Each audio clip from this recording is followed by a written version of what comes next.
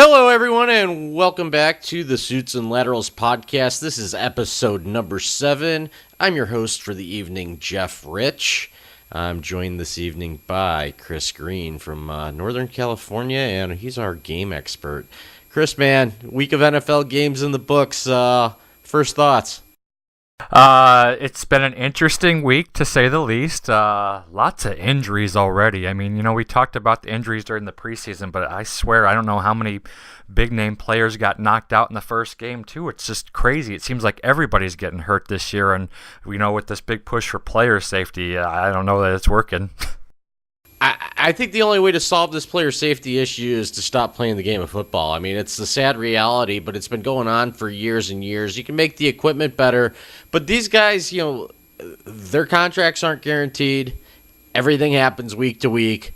You gotta go all out for your team. If you play less than 100%, you put yourself at more risk for injury than by trying to take the safe play, unless you're running out of bounds, which ruins the entertainment value for all of us, right?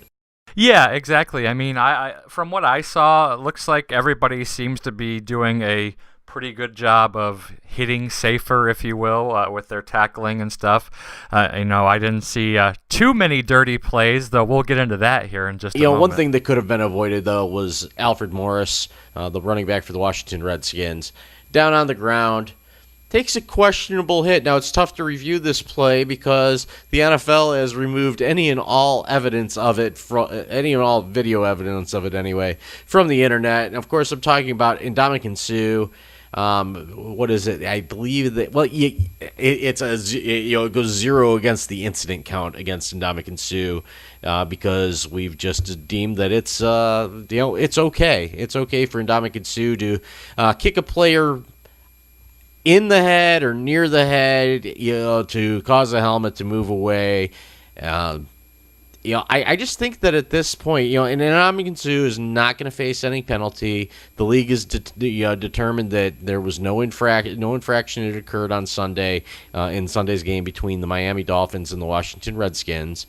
They have this ridiculous, almost statute of limitations, if you will, that says if you go 32 games without an incident, you're not subject to the repeat offender clause that's in there, which I believe stiffens the penalties. But in Suh's case, so many of these incidents are just overturned. Even the leg stomp or non-leg stomp, as the league determined on Aaron Rodgers, ends up being a $70,000 fine, and he doesn't get suspended for a playoff game. Now, I don't think I think that you should weigh these suspensions and carry them over into the regular season, like we saw in baseball. I believe it was in 1996 with Roberto Alomar, who got to begin his suspension at the start of the next regular season rather than missing playoff games against Cleveland Indians. But that's neither here nor there. But Suh doesn't sit out for the playoff game against the Cowboys. Cowboys win that game anyway. But is this guy just immune from action from the NFL? First of all, what are your thoughts? I don't know how much of the kick you saw. Like I said, every Vine, every YouTube video, every NFL.com video has been wiped clean from the internet, and you just have to guess or remember what happened in trying to recall it. Well, I've seen one video of it. It's very fast, and you really can't tell much of anything other than you see him get up and you see him step, looks like next to the guy's head, and the helmet comes off. It doesn't, from that view, I would say from the view that you can see, that looks like the least of any of his infractions ever. I will say that. And in all honesty, if it wasn't Ndamukong Suh, I don't even know if we would be having this discussion. But because it's Suh and he has such a track record, I mean, he's been fined 9 times now. He's suspended officially once, should have been 2 times, but that one was the one you just mentioned that got overturned. So immediately, I mean, I think everybody agrees the guy is pretty dirty, regardless of what his fans will say or what he does off the field. And like I said, in this particular case, it's so hard to tell from what you can see. And like you said, that's the other problem. There's only one view that you can actually see. All these other videos that were out there, they're no longer available to see. So you don't really know how bad it actually was, but I mean, the inference is it's Sue, so it obviously was bad enough. Right. Would you say literally everybody else gets the benefit of the doubt in the situation if you take the Everybody except Albert Hainsworth, who isn't playing anymore. All right. Albert Hainsworth was suspended for, I believe it was 5 games. 5 games, yep. Back when he played for the Titans for now Andre Gerard, the center for the Dallas Cowboys, the former Colorado Buffalo, had lost his helmet on the play with incidentally.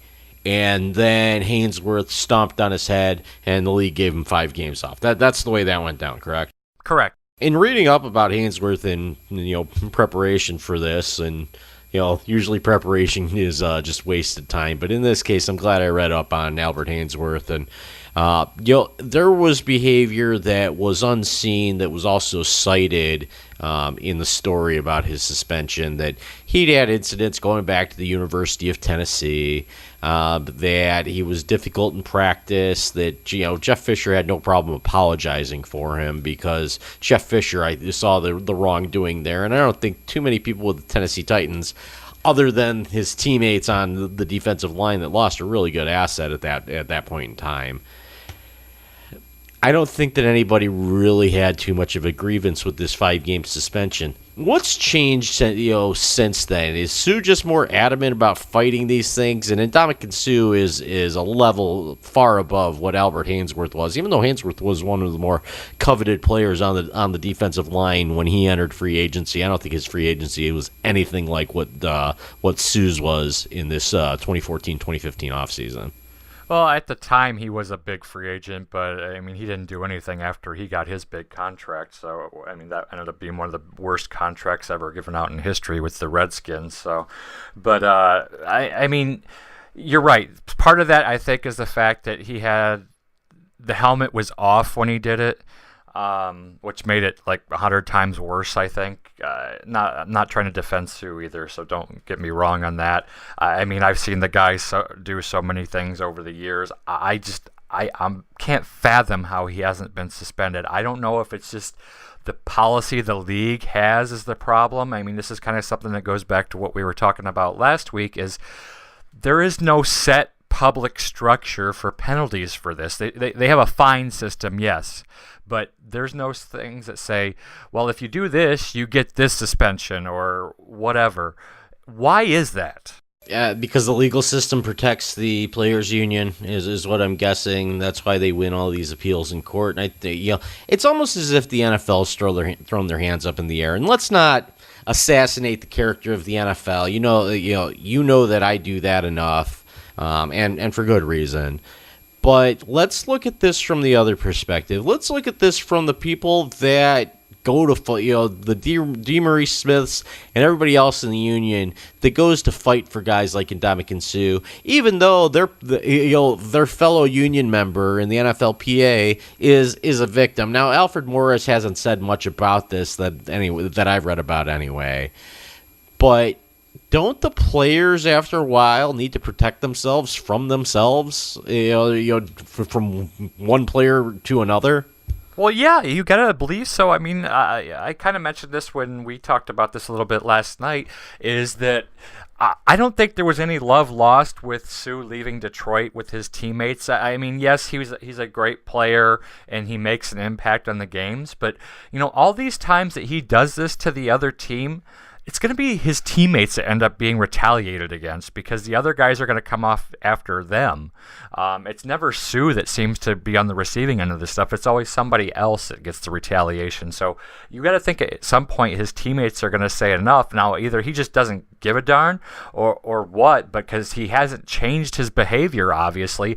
I mean, I'm still trying to figure out how he went what was considered 32 games without having an incident, that he was the repeat offender status was taken away from him, because I know there's been issues in that 32 games that for whatever reason aren't being counted against him. And, the thing that comes up is he's only a problem when he's between the on sidelines. The field. When he's on the gridiron, he's not a problem child off the field. In fact, I came across an article the other night that suggested that he's one of the more charitable players in the league, that he's a really good human being. It's just he just gets that animal instinct on the field where the rules don't apply to him. Now, there is one thing I want to talk about before we move on, and it's more about the NFL's approach to these suspensions. At least their official statement is that these punishments are intended to be more coercive than punitive. They'd rather this stuff not happen than pulling the gotcha on these guys. And I think that that's important. And I think that's a good standpoint for the league to take, that we just want to protect our players. We don't want to punish everybody. We don't, the uniform stuff is crazy. When you look at the fine system, the fact that uniform violations and signage representing oneself, has a fine structure to it. Let that stuff go. Let these guys have fun and make the game fun for the fans. I don't think the fans take any joy whatsoever in watching these guys. There was the guy in the Cleveland, New York game. I believe his name was Maudlin. That they had no details on this guy. He's taken off on the cart. Oh, the one that went out stretcher, yeah. Yeah, the one that went off on the stretcher. Fans don't like seeing that stuff, and I understand. Like I said, it's a dangerous game. The only way to stop injuries is to stop playing the game. That's what it is. But I think that it's important that the NFL's not out to get these guys. It's just that you'd like to see something happen to get it through Ndamukong Suh's thick skull that you can't play past the whistle. That quarterbacks are not rag dolls, and players on the ground should be able to get up. But I remember a day when the opposing players would extend the sportsmanship, and maybe I'm a fool to expect that to continue to happen. But can't kick a guy when he's down. I mean, that's all it comes down to. Well, I mean, and it's a great point, because what I gotta say to that is, they're out here like with the quarterbacks. If somebody knocks down a quarterback, or just they don't slow down quick enough, there's a huge big deal about that. But he stomps on a guy, and okay, I mean, what's that? There's something seriously wrong with that right there. Whether it's the heat of the moment or not, there's got to be a line that's got to be drawn. And I mean, the league has got to say, we can't just overturn penalties like this. Like you said, maybe you don't penalize the guy in the playoffs, fine, but he's still got to be penalized. Suspend him for a game, whether it ends up doing anything or not. You got to do something about it, because obviously him taking the hits in his wallet isn't going to change anything. Yeah. I mean, games off are what's going to hurt, but it seems like the outside courts contradict what the NFL is trying to accomplish, and manipulating the laws of the land is too difficult a task for you and I to take on here, and it's probably too difficult for the NFL to do it in reality. Well, I guess here's the other thing too. I mean, we can talk about how the courts have overturned the stuff lately off the field, but can they really do something to overturn an on the field incident? I mean, maybe I'm just naive in that regard, but I would think that's something completely different. That something that played on the field. I mean, there's evidence that the guy did something. So, there's something called, and I'm not an expert in legalese, but there is a clause that's that separates fighting from assault, and the criteria for it is that you have mutual combatants. I think that once you step on the field of play or the court of play or the ice or whatever, that you enter into an agreement of mutual combatancy, and whatever happens there doesn't really subject you to the laws of the land. Obviously, last Boy Scout situation, stuff like that, completely different stories. And I think that when you in reading up on the Gerard Hainsworth incident, they also cited Todd Bertuzzi's hit on Marty McSorley, where I think Bertuzzi actually did have to face a British Columbian court over that whole incident. So, I mean, it happens, but there's certainly an exemption to be had. I'm kind of burnt out on this one. Let's talk about some fun stuff. There were some football games that were played. Yeah, and speaking of fun, how nice it would have been to see Marcus Mariota suiting up for the Browns after his debut. Well, you know what? There's another side to that story, and I think it's the Tampa Bay Buccaneers. I don't think that in the immediate tense that Going from Josh McCown to Happy Feet Jameis Winston was the upgrade that was gonna turn the tide for Tampa Bay.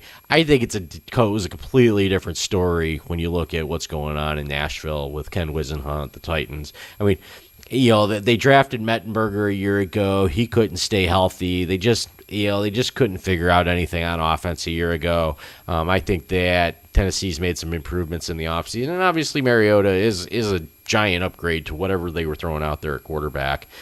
Didn't Charlie Whitehurst play against the Browns when the Titans and Browns matched up last year?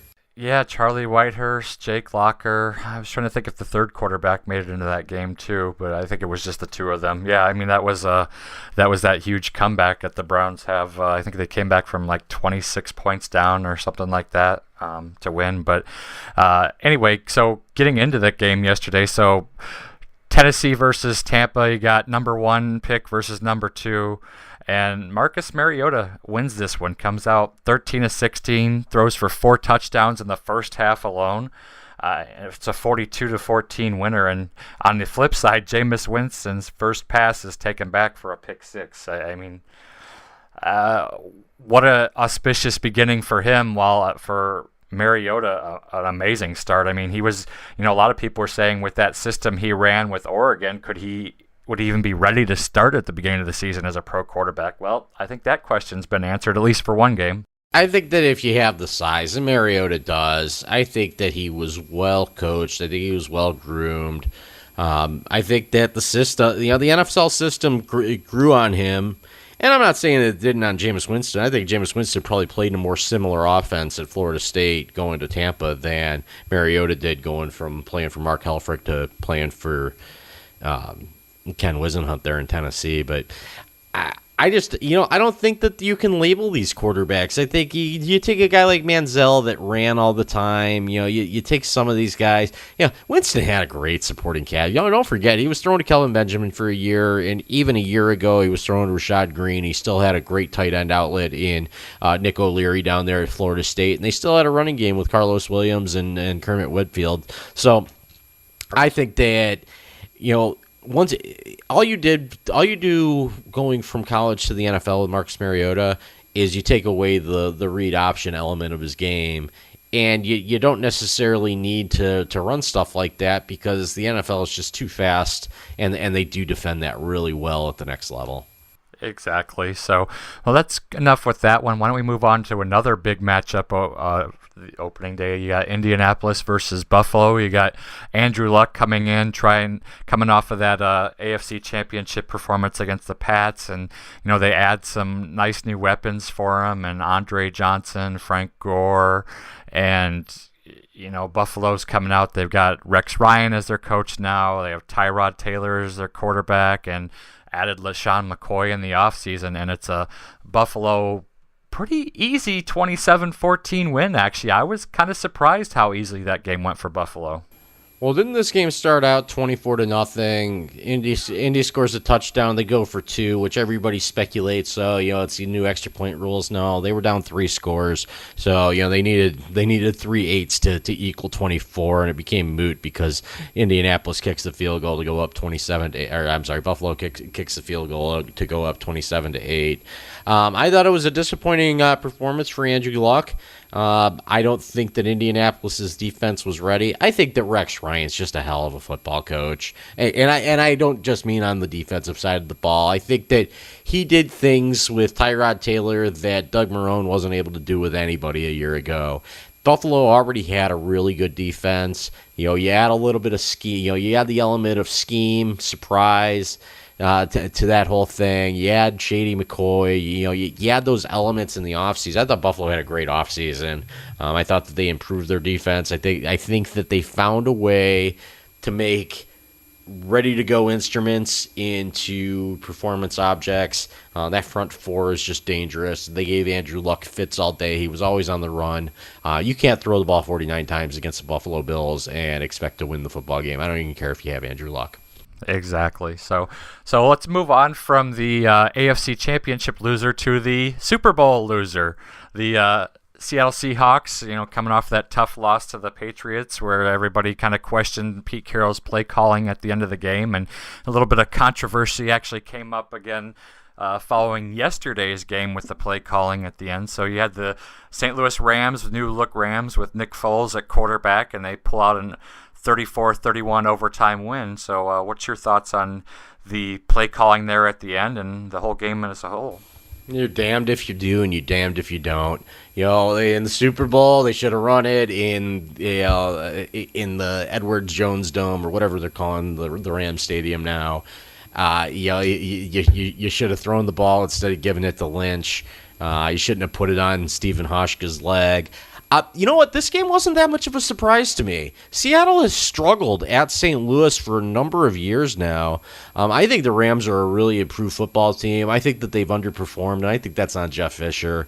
I think that they're playing well in spite of him. I don't think that he's the type of football coach that should have the longevity that he has in St. Louis, and that of course, that he had in Tennessee, that was only comparable with the last three coaches of the Pittsburgh Steelers. St. Louis plays good defense. I think that they were, there was just something star-crossed in their relationship with Sam Bradford. I think that it was healthy for Bradford to get out of St. Louis. I think it was healthy for the Rams to bring in new blood at quarterback. And they haven't had too many problems at quarterback on the depth chart beyond Bradford. Austin Davis played really well a year ago. He's no longer with them. But, Nick Foles is a winner. I don't think he needed Chip Kelly to be a winner. I don't think he needed Rich Rodriguez or, Mike Stoops to be a winner. I think that he's just a really solid player at the quarterback position. They don't have a headliner at the running back position, and I don't think it matters. I think that defense is just really good, and I think that Seattle's kind of returned to the pack. They're still going to be in that upper echelon, but I don't think they're the cut above that they've been the last two seasons.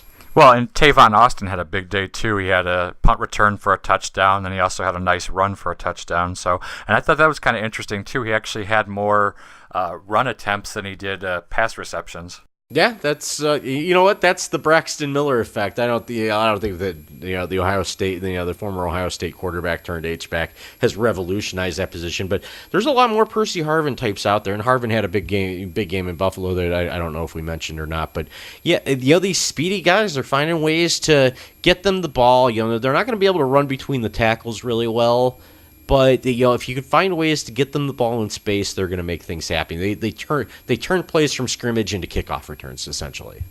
Exactly. So moving along from the old Eagles quarterback to the new Eagles quarterback. So we had Philadelphia and Atlanta go at it last night, and it was kind of a tale of two halves. Atlanta really dominated the first half, and Sam Bradford, in his debut as the Eagles quarterback, really looked lost. And then in the second half, he kind of caught fire, and they made an interesting game. Ended up being a 26-24 Falcons win. And, you had a new coach in Atlanta with Dan Quinn. Dan Quinn, thank you. Kyle Shanahan's the offensive coordinator. Now, I thought Matt Ryan actually looked pretty good in that offense last night. And Sam Bradford, like I said, was tale of two halves for him. First half, he looked terrible. Second half, he looked like the world beater he was during the preseason, but couldn't quite pull it out. So I guess the first win for the Eagles was that Bradford was upright at the end of the game. So that's a big deal considering he hasn't been the last couple of years. So moving forward, what can they do? The Eagles, I think that they're limited. And it's not on Chip Kelly. I think that the division around them, I think the Cowboys are a really good football team. I think the Giants are a little bit better than I expected them to be. And, of course, Washington's a train wreck.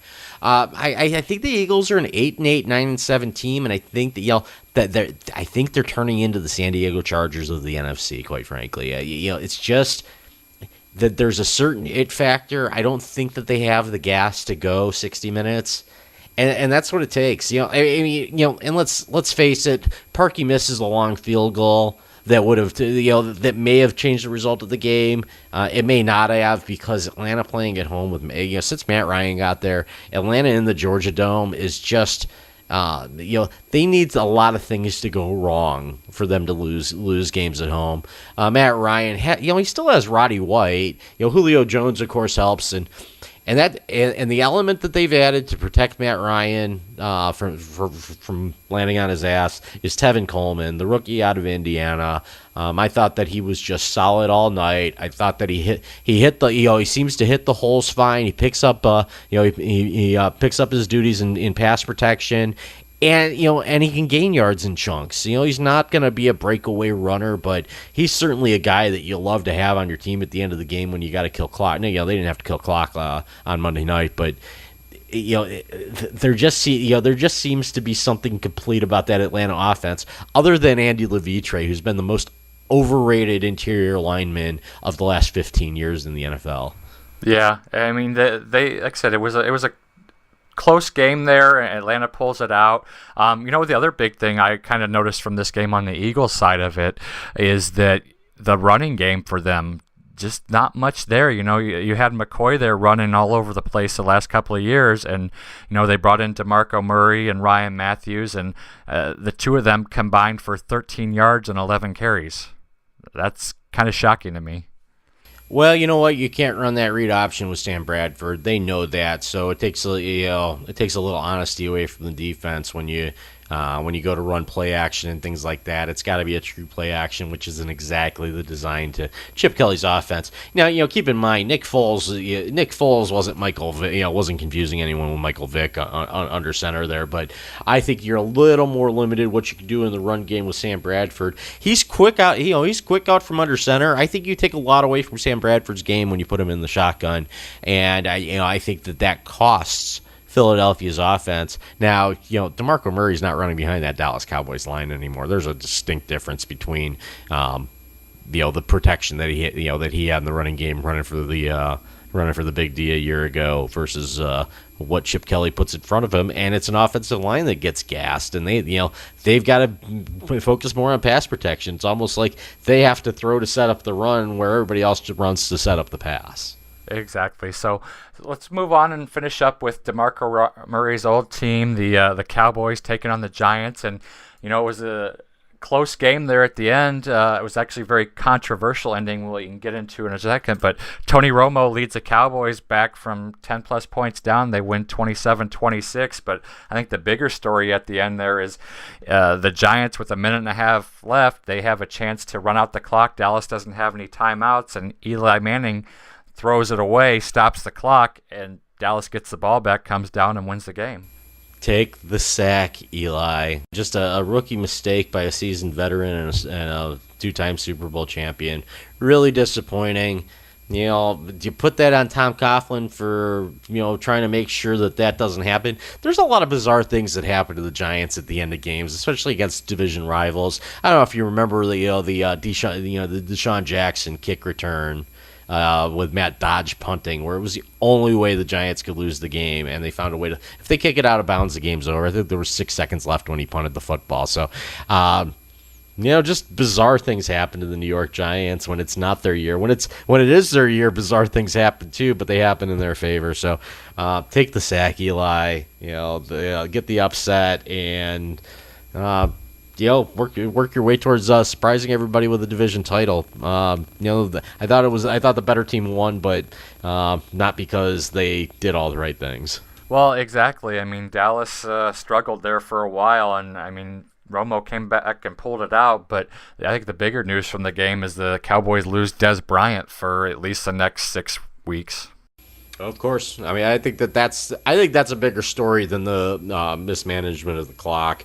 One other game I want to mention, we don't have to go into detail about it, but Mark Trestman's debut replacing Gary Kubiak, who was the head coach of the Denver Broncos that squeaked out a victory. Mark Trestman continues to be unimpressive scheming offenses. I think that he made Joe Flacco look very ordinary. Whereas he's, I know the joke is Joe Flacco an elite quarterback, but I don't know that he is until it's the playoffs. That's true. You could say the same for Eli Manning, but I just thought it was interesting that Baltimore seemed to score points, at will a year ago. Kubiak leaves, takes the zone blocking scheme to Denver with him. Trestman comes in. Chicago fans were all betting against the Baltimore offense, and in week 1 anyway, they turned out to be right.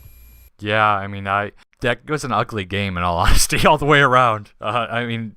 Peyton Manning doesn't throw a touchdown pass. Joe Flacco doesn't throw a touchdown pass. I mean, they both combined to barely throw. I don't even. It's like they reached 300 yards actually combined passing. I mean, that should tell you everything you need to know. It was all defense and no offense in that game. Yeah, fortunately, it wasn't shown in prime time. All right, that's going to do it for us tonight. You can catch this show at suitsandlaterals.com. You can download us on most RSS feeds, including iTunes, BlackBerry World, Zune Marketplace, and whatever other bizarre phone or device you have. You could probably find us if your podcast site has an RSS feed. We're also on SoundCloud, but we live at suitsandlaterals.com on the Four Lights FM podcast network. For Chris Green, I'm Jeff Rich. This has been Suits and Laterals.